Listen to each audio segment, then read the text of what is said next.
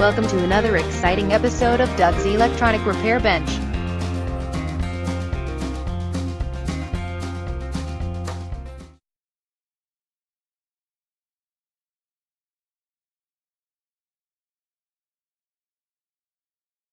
Afternoon, YouTube. I'm here today with you on the and read that signal generator. I could not say that for yesterday for nothing. I do have that BNC connector mounted in the cabinet. I didn't hook it up yet. You can see right there it is. I got to figure out exactly which one. There'll be a capacitor going from here to one of these tubes, and I don't know which, or one of the tube sockets. If it's, well, I think it should be right there at number 3, but I'm not real sure. I'll have to look at the schematic, but anyway, that's the plan. Once I get that done, I can test it out and see if it works. But here's the cable. It will hook up again to that. There, it's already hooked up to the frequency counter. So I will bring you back once I get that hooked up, and we'll do some testing. I'm back with you again. I was hoping, above hope, that the tube I needed to get to was this one here, because I could get to it under there real easy, and it would have been just a snap to do that. But it was this one here, and as you can see, that's the RF fine attenuation switch, or control, rheostat, whatever you want to call it. I've presently got it hooked up, and I'll put a little schematic drawing in here somewhere where I've got it hooked up, and it runs down through the, that's a piece of hookup wire there I used. It runs down through a hole there in the chassis, comes out right there, and from there I hook it to a 0.01 capacitor and directly to the center of the BNC connector. The ground is achieved here on the where it's nutted to the chassis. It's a good connection.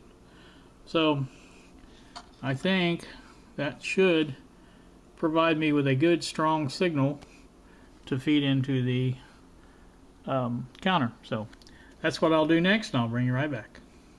Okay, I do have the signal generator on, and I'm going to let it warm up some. It's just turned it on. It is reading on the frequency counter. That hasn't warmed up either though. So it's saying 436. If you look at the dial, it looks pretty close. I mean, it's not going to be perfect, but if you vary the signal, it does vary the counter. So that's what we're looking for. Let's go down to a lower frequency and see what that does. Alright, we got 167, so it's pointing a little below 170 there. So that's pretty darn close, I would say. Actually, a little over 170. It's close to it anyway. But like I said, that's what you want the frequency counter for, is to find out the exact frequency you're on. So what I'm going to do is get me a radio here and double check that frequency against what the radio is tuned to, and see what we come up with there. So bring you right back again. Alright, back again. Got the radio in here. I've got hooked up the signal generator hooked directly to a loop antenna from one of the other radios. Basically what I'm going to do is tune this to either the frequency it's on, which right now it's at in between the stations, and I want to see if the RF or the IF frequency 455 gets in okay. Let's see, we need the band B, and we're pretty darn close now, right there.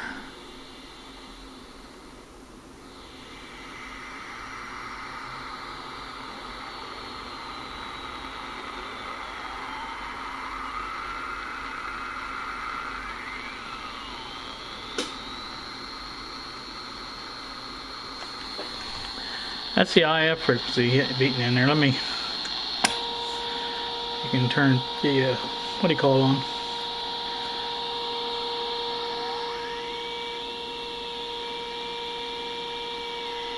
So if you look at the frequency counter, it's 454 point something. That's pretty darn close. So, and the dial says a little over 450, so that's pretty close. Now what I want to do is tune it to a station, if I can find one, that I know where the frequency's at.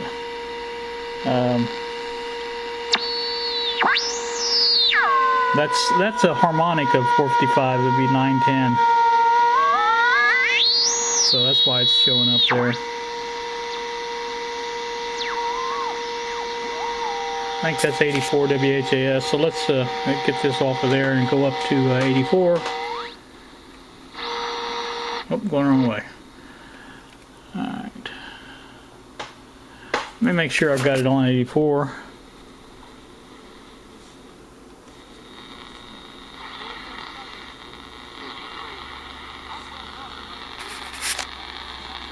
Right there. That's 84 WHS. Let's see what we can get here. 840.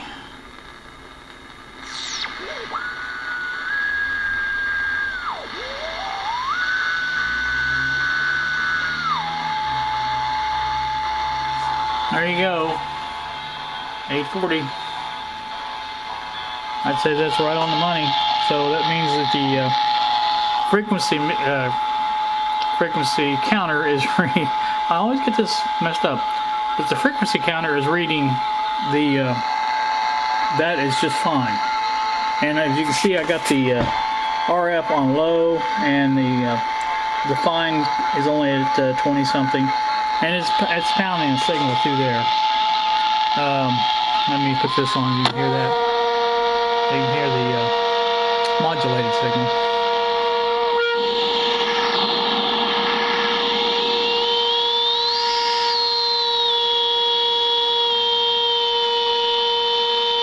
So like I said, when you modulate the signal, it comes out a little bit bigger difference on the frequency. That's why they tell you to set the frequency without the modulation on.